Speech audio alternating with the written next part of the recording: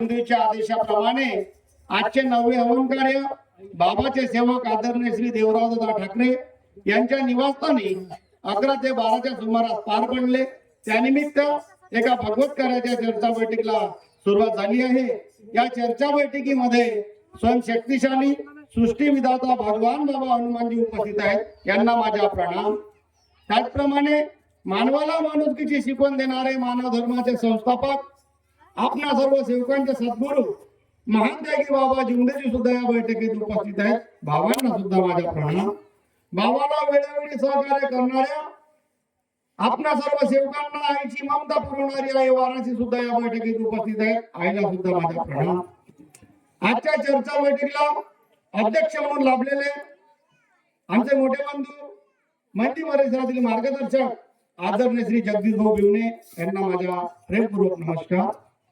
त्याचप्रमाणे मनसर परिसरातील मार्गदर्शक नामदेवजी तांडेकर भाऊ यांना सुद्धा माझा नमस्कार।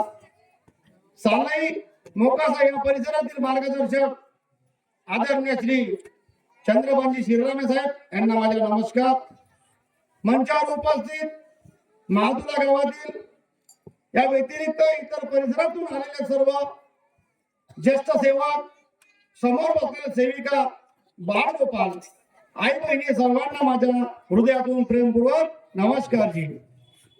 या ठिकाणी आतापर्यंत एका भगवत कार्याची चर्चा बैठक चालत आहे। या चर्चा बैठकीमध्ये प्रत्येक सेवकाने, सेवकी बहिणीने आपल्या अनुभवाच्या माध्यमातून प्रत्येक सेवकाला जागवण्याचे कार्य हे केलेले आहे। महान त्यागी बाबा जुमदेजी 3 एप्रिल 1921 रोजी या पृथ्वी तलावर जन्माला आले। एका गरीब कुटुंबात त्यांचा जन्म झाला आणि त्यांच्या कुटुंबावर सुद्धा दुःखाचा डोंगर कोसळला होता बांधवांना। आणि बाबा गुरुमार्गी असताना सुद्धा बाबाचे वडील हे गुरुमार्गी होते आणि त्यांचे गुरु धापेवाड्याचे होते। बाबाचे कुटुंब सुद्धा दुःखाने ग्रासलेला होता, ज्याप्रमाणे आताच्या सर्व सेवकाचे आहे।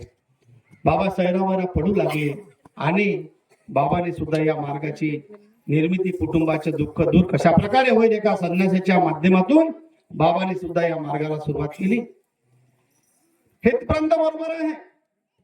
बाबांनी काय केलं, कसं केलं सर्व सेवकांना माहित आहे। आणि कशा प्रकारे या पृथ्वी तलावर खेळोपाडी कितीतरी दुःखी कष्टी गोरगरीब मानव दुःखाने ग्रासलेले आहे, म्हणून माझ्या बाबाने आपल्या कुटुंबाचं दुःख दूर केलं। आणि त्यानंतर या त्यांचा मुलगा हा अमेरिकेमध्ये नोकरीला लागला आणि मुलांनी सांगितलं बाबाला, बाबा आता तुम्ही भक्ती करा, भक्ती मार्गाने लागा। या विचाराने बाबा खेडोपाडी सेवकांना, लोकांना जागवण्याकरता बाहेर पडू लागले आणि प्रत्येक लोकांचे दुःख दूर बाबांनी सांगितल्याप्रमाणे झाले। मग सर्व सेवकाचे दुःख दूर झाले। या मार्गात धीरे धीरे सेवक जुळू लागले।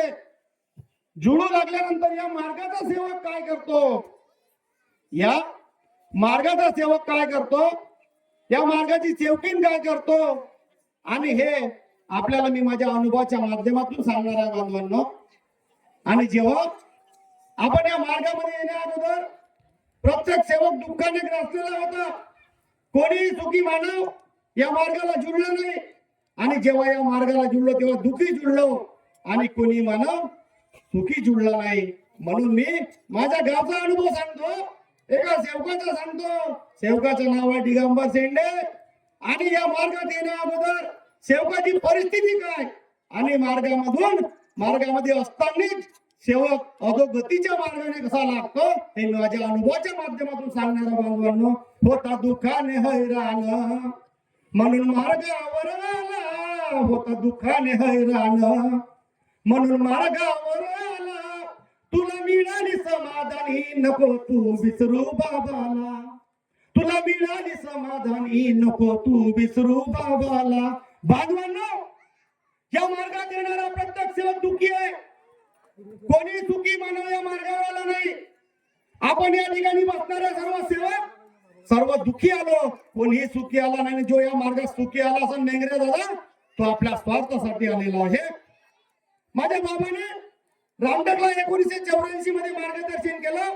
इस मार्ग में आने वाला कोई सेवक गरीब नहीं रहेगा और इस मार्ग में आकर जो सेवक गरीब रहेगा और दुखी रहेगा वो अपने कर्मों से रहे. माझ्या मानते की बाबा सुंदरीची चमन आहे. मग हा सेवक या मार्गात आला. वडिलाला डब्ल्यूसीची ड्युटी, पोरगा नोकरीमध्ये पॉवर स्टेशनला, पत्नी सिलाईचं काम करते, भाऊ सुद्धा नोकरीला. आणि या मुलावर कशी काय याची या मार्गात आल्यानंतर याची परिस्थिती खालावली. काय या सेवकाची कशी काय परिस्थिती खालावली. जेव्हा या सेवकाची परिस्थिती खालावते त्यावेळेस त्या सेवकाला असं वाटतंय, आपण म्हणतो की कोण पाहते कुणाला, सर्व दिसते त्या परमेश्वराला. या म्हणीप्रमाणे त्याला वाटलं मी कोण्या मानवाला दिसत नाही, मी कोण्या मानवाला दिसत नाही, पण त्या परमेश्वराला सर्व दिसते. म्हणून काय म्हणतो त्या सेवकांनी काय केलं, नोकरीवर जायच्या, ड्युटी करायची आणि दारूचं व्यसन केलं. दारूचं व्यसन केलं. दारूचं व्यसन करून झालं. एकदा झालं, एकदा त्यांनी आमच्या मार्गदर्शकाकडे गेले आणि माफीचे कार्य केले. आणि माफीचे कार्य केल्यानंतर आमच्या मार्गदर्शकांनी सांगितलं, आमचे मार्गदर्शक म्हणजे आदरणीय सूर्यवंशी स्वर्गवासी सूर्यवंशी कुंभलकर, त्यांनी सांगितलं माफीचे कार्य करून टाका. या मार्गामध्ये रिश्तेदारी पाहिली जात नाही, या मार्गामध्ये संबंध पाहिला जात नाही. प्रत्येक सेवकाला समाधानी जीवन जगण्याचा अधिकार बाबांनी मिळवून दिलेला आहे. प्रत्येक मार्गदर्शकाने प्रत्येक आपला घरचा असो जवळचा असो सर्वांना एका नजरेनं पाहण्याचा अधिकार माझ्या महानतेगी बाबा जुंदीजीने दिला आहे. पण आम्ही काय करत आहोत आताचे मार्गदर्शक की अगर राजेश दादा मेघरी माझ्या जवळचे आहे, यांनी काही चूक केली तर मी याला झाकून दिलं पाहिजे, हे कार्य मार्गदर्शकाचे नको. जे त्याच्या बसते तेच करायला पाहिजे. त्या सेवकांनी दोनदा दादा सारंग दादा दोनदा त्या सेवकांनी व्यसन केलं आणि आमच्या साहेबांनी त्यांना माफ केलं. माफ केल्यानंतर आमच्या मार्गदर्शकांनी माफ करून दिलं आणि माफ केल्यानंतर त्याला पुन्हा माफीचे कार्य दिले. याला वाटलं हे तर मेरबाबू सारखंच जमलं, इकडे आलं गेलं, इकडे व्यसन केलं, आपला शौक पुरा करून घेतला आणि तिकडे गेलं दानपेटीत पैसे डाललं और तुम माफी के कार्य कर लो. ऐसा होता नहीं इस मार्ग में. म्हणून पाणी पिना छान के और गुरु करना पहचान के. म्हणून त्या सेवकाचं काय, त्याला वाटलं दोनदा तर माफ केलं, पण तिसऱ्यांदा गोपाल आठवा मार्गदर्शक झाला. पुन्हा चुकी केली, पुन्हा चुकी केली, गावामध्ये हवा पसरली. सेवकांनी सांगितलं भाऊ त्यांनी चुकी केली, दिगंबर शेंडी हा व्यसन करतो. अरे म्हटलं कितपत हा लपत फिरणार आहे, कितपत लपत फिरणार आहे, हा आज कधी ना कधी समोर येणार आहे. आणि ती वेळ येईल तर पहा, मुलाचा कान फुटणं चालू झाला. नागपुरे भाऊ, मुलाचा कान फुटणं चालू झाला, मुलीचा कान फुटणं चालू झाला आणि पत्नीला ब्लिडिंग चालू झाली. तर इतकी सुंदर त्याची पत्नी चांगला हेल्दी होती, पण पूर्ण वाढून गेली बांधवांनो. आणि जेव्हा कुटुंब उद्ध्वस्त होण्याची जेव्हा वेळ आली तेव्हा तो सेवक काय म्हणतो, भाऊ माझ्या घराकडे येता का. म्हटलं मी काही झोलाथाप डॉक्टर नाही तर त्या घराकडे येऊन तुला सांगणार तुझं काय चुकलं, तू माझ्या निवासस्थानी ये. तो पत्नी आणि मुलाला घेऊन तो माझ्या निवासस्थानी आला.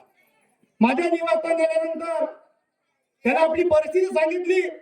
सांगितल्यानंतर त्याला मी सांगितलं, दादा मी माफीचे कार्य वगैरे काही देणार नाही, तुला पुनत्व साधे कार्य करावं लागणार आहे. तुला अगर वाटत आहे का मी या मानव धर्माचा सेवक झालो पाहिजे, मी या मानव धर्माला धरून राहिलो पाहिजे आणि हा मानव धर्म मी माझ्या माध्यमातून जागवण्याचे कार्य केले पाहिजे, जागवण्याचे कार्य केले पाहिजे असं जर तुला वाटत आहे, तुझ्या वडिलांचं नाव अलौकिक व्हायला पाहिजे. कारण की तुझे वडील एक निष्ठावंत सेवक होते आणि आजूबाजूच्या पूर्ण गावात त्यांना सर्व सेवक ओळखत होते, कारण की ते सरपंच ही होते. मग मुलांनी चुक्यावर चुक्या केल्या, वडिलावर दुःख आलं, वडील परमेश्वर विलीनी झाले आणि मग मुलगी आणि पत्नीवर दुःख आलं, कुटुंबावर दुःख आलं. त्यावेळेस आई म्हणते मुलाला, अरे आता तरी चालणार रे आणि आपली चुकी कबूल करून दे. का हो, अध्यक्ष साहेब आजच्या या मार्गाच्या मार्गदर्शक का सेवकाला फाशी कशी देते का? चुकी जर केली तर आपण काय फाशी देतो का त्याला? फाशी कशी काही देत नाही, पण माई बदनाम होते ना भाऊ, नाही का? म्हणून जसे ज्याचे क्रियाकर्म तसे फळ देते रे परमेश्वरा. ज्याप्रमाणे या मार्गाचा सेवक कर्म करणार आहे त्याप्रमाणे त्याला त्याचे फळ भेटणार आहे. म्हणून त्या सेवकाने मग आल्यानंतर त्याला असं वाटलं की आपलं कुठंतरी कर्म चुकले आणि मार्गदर्शक माझा मित्रच आहे, म्हणजे तो माझा क्लासमेट आहे, हाही माझ्या झाकून नाही, पण मी झाकून देणारा मार्गदर्शक नाही. मी तर सगळ्याच्या उघडच करतो, तो कोणी असो. पगार आहे गावामध्ये काही ना, आम्ही बिन पगारी आणि फुल अधिकारी आहोत. मग प्रत्येकाला काही ना काही कर्म का डर होता है, काही ना काही कर्म का तो डर होता है. नाही तो गंगा पर इतने भीड़ क्यों? नाही का ऋषी पंचमी आली, आणखी यासारख्या काही तेव्हार आले की आपल्या सेवकीन बहिणी काही काही जाते कायसाठी? तांगोळीसाठी. अरे काही ना काही कर्म का डर है, तो गंगा पर इतनी भीड़ क्यों?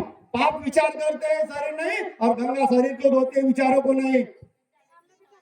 प्रत्येक सेवक असो सेवकीन असो, ज्याला ज्याच्या कर्माची भीती आहे तो त्या प्रयागराज सारख्या ठिकाणी आंघोळीला जाते, कारण की तिथं गेल्याला केलेले पाप धुलते. इथं तर आम्ही 4 तत्व 3 शब्दांनी 5 नियमाचा प्याला पिलेला आहे, आणि त्या अमृतरूपी प्याल्यामध्ये आमच्या हाताने झालेल्या चुकलेले कर्म सर्व दूर झाले. आणि या मार्गात आल्यावरही काही लोक प्रयागराजला गेले म्हणजे काही ना काही कर्म का डर है, नहीं तो गंगा पर इतनी भीड़ क्यों? जो सेवक कर्म को समझता है उसे धर्म की समझने की जरूरत नहीं. जो सेवक कर्म को समझता है उसे धर्म समझने की जरूरत नहीं. पाप विचार करते शरीर ने, और गंगा शरीर के धोते विचारों को नहीं. 100 रुपयाला साबणीनं अंग धुणारे काही सेवक असं या ठिकाणी तांदूळकर भाऊ सारखे, पण 100 रुपयाच्या साबणीने जरी आंघोळ केली तर फक्त अंगावरचा मळ साफ होणाऱ्या बांधवांना मनातलं पाप धुवून निघणार नाही.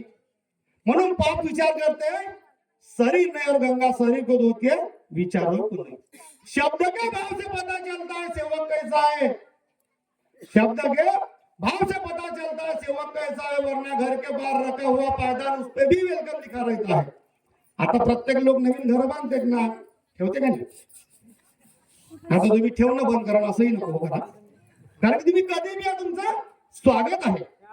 याप्रमाणे त्या दिगंबर शेंडेला वाटलं की माझे कर्म कुठेतरी लपलपण घेवा, घडा भरला म्हणजे तो आपचुका वरत येतो आणि तो फुटतो. मग आल्यानंतर त्यांनी आपल्या कुटुंबाचं परिपूर्ण दुःख आमच्या समोर ठेवलं. दुःख ठेवलं समोर, त्याला सांगितलं तुला साधे कार्य करावं लागणार आहे. आणि मार्गदर्शकाने शब्द दिला आणि तो आपल्या निवासस्थानी गेला आणि परमेश्वराला माफी मागितली. त्याच ठिकाणी मार्गदर्शक घरी पत्नीचं ब्लडिंग जाणं बंद झालं दादा, आणि मुलाच्या कानातून पू वाहणं बंद झालं, मुलीच्या कानातून पू वाहणं बंद झालं. आणि त्या सेवकानं साधे कार्य केले. 1 ते 1.5 वर्ष, त्यानंतर 42 दिवसाने त्याग केला आणि त्यानंतर 9 महिने हवन कार्य केले. अशा प्रकारची परिस्थिती त्या सेवकात झाली. आज तो सेवक, त्याला तरी असं वाटते की मी आज खरोखर या मार्गाचा सेवक आहे. अरे चुकला म्हणून दुखला, अरे सांगतोस कोण आले, सत्य मर्यादा प्रेमानं वागला का? विचार तू आपल्या मनाले सुजित दादा, आपण सत्य मर्यादा प्रेमानं वागतो का? हे खरोखर आपल्या मनाला विचारा. लोक कोण कुणाच्या काय म्हणते, कोण कुणाला काय बोलते याकडे लक्ष न देण्याकरता आपलं मन काय म्हणते याकडे लक्ष द्या. अरे लोकांचा देवात खोटा काढलाय, देवामध्ये खोटा काढला. देव नवरात्रात लोक देवी जरी मांडली तर त्या देवीच्या चेहऱ्याकडे खालता पसरली होते, त्याच्या ती खोटा काढताना आपण म्हणू शकतो हा का नाही? प्रत्येक लोक कोणाने कोणाच्या चुगल्या करतेच, म्हणून त्याकडे लक्ष द्यायचे नाही. आणि हा मार्ग कसा आहे, जो दुःखी कष्टी मानव आहे, जो दुःखी कष्टी मानव आहे, आपण या माईवर सांगतो, या मार्गाचा सारांश सांगत आहोत, या मार्गाचा अनुभव सांगत आहोत. या मार्गाच्या माध्यमातून जो या गावात जर कोणी दुःखी असेल तो आपल्या या मार्गाला जुडेल. म्हणून आपला अनुभवाच्या माध्यमातून या सर्व सेवकांना सांगतो. खंडाचा ताईने अनुभव सांगितला की माझ्या वडिलांना सुद्धा कॅन्सर आहे. तो कॅन्सर माझ्या परमेश्वरावर विश्वास आहे आणि प्रत्येक सेवकाचा आत्मविश्वास हा कसा असायला पाहिजे, मजबूत असायला पाहिजे आणि त्या परमेश्वरावर त्याला विश्वास असायला पाहिजे. या मार्गात बाबांनी सांगितलं टीबी, महारोग, कॅन्सर आणि ज्याला संतान नाही त्याला संतान म्हणजे अभाग्यास पुत्र प्राप्ती सुद्धा या मार्गात झालेली आहे. असं काही नाही की या मार्गात ते झालं नाही, सर्व दूर होते. पण त्याप्रमाणे आपल्याला तत्वशब्द नियमाच्या आराखड्यात राहावं लागणार आहे. मग आपण या मार्गात आलो. मार्गात आल्यानंतर सुखीही झालो आणि समाधानीही झालो. समाधानी आणि सुखी जीवन जगण्याला सुरुवात केली. पण आपण या मार्गातून मला तरी असं वाटतं का फक्त सुखी झालो, समाधानी झालो. या मार्गात फक्त सुखी झालो पण समाधानी कोणी झालं नाही. अगर या मार्गातून सेवक जर सुखी झाला असता तर या माधुला गावातले पूर्ण सेवक बैठकीत राहिले असते की नाही सांगा. तुम्हीच सांगा. माधुला वाले जगदीशभाऊ महिंदीहून आला, सारंगाळा कणानूर आला, विष्णुगाडा कणानूर आला, काही सेवक पारडीहून आले, काही पिपळा राजबंगल्याहून आले, काही निंब्याहून आले, काही सावडीवरून आले. मग सर्व सेवक या ठिकाणी बाहेर येऊन आले आणि आमच्या गावचे सेवक कुठं गेले तर कापूस आले. म्हणजे फक्त सुखी झालो, समाधानी झालो नाही. जे या ठिकाणी बसणारे सेवक आहे हे खरोखर बाबांनी दिलेला तत्वशब्द नियम आणि ध्येय धोरणाने वागण्याचा प्रयत्न करत आहे. फक्त प्रयत्न करत आहे, वागत नाही, मी वागत नाही. फक्त मान द्या की बाबा जुंदेजीने जे तत्वशब्द दिले त्या तत्वशब्द नियमाच्या माध्यमातून चालण्याचा प्रयत्न करत आहोत आणि वागण्याचा प्रयत्न करत आहोत. मग म्हणून सांगतो हा मार्ग कसा आहे आपल्या माध्यमातून कोणाच्या तरी आपण जेव्हा माईकवर सांगत आहोत ते कोणाच्या कानावर पडेल आणि तो सेवक तो अनेक वाला या मार्गाला जुडेल. म्हणून काय म्हणतो, राव में आए जो दीन दुखी, राव में आए जो दीन दुखी, सबको गले से लगाते चलो, सबको गले से लगाते चलो, बाबा हनुमान जी से पहले मिलो, बाबा जुमादेव जी से पहले मिलो, एक है भगवन एक है बाबा, दोनों का ही है हमको सहारा, बाबा की कृपा से फूल फलो, बाबा की कृपा से फूल फलो, बाबा हनुमान जी से पहले मिलो, बाबा जुमादेव जी से पहले मिलो. और बीच में कौन है? बाबा हनुमान जी और बाबा जुमदे जी के बीच में कौन है जो अपने को माँ की ममता दे रहे? वो है अपनी मातोश्री. म्हणून काय म्हणतो, एक है भगवन एक है बाबा, दोनों का ही है हमको सहारा. कोणी रिश्तेदार सहारा देत नाही, कोणी आपल्याला सपोर्ट करत नाही. जेव्हा दुःखामध्ये होते तेव्हा कोणीही सपोर्ट केला नाही बांधवांना. आणि कोणी रिश्तेदार धावून आला त्यावेळेस धावून आले तर फक्त भगवान बाबा हनुमानजी आणि महान तेगी बाबा जुंदेजी. एक है भगवन एक है बाबा, दोनों का ही है हमको सहारा, बाबा की कृपा से फूल फलो, बाबा की कृपा से फूल फलो, बाबा हनुमान जी से पहले मिलो, बाबा जुमादेव जी से पहले मिलो. या ठिकाणी मी माझ्या शब्दाला विराम देतो.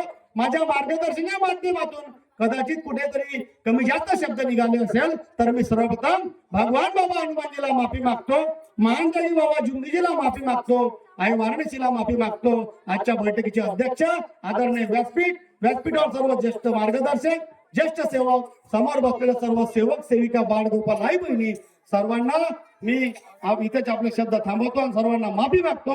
सर्वांना माझा प्रेमपूर्वक नमस्कार जी.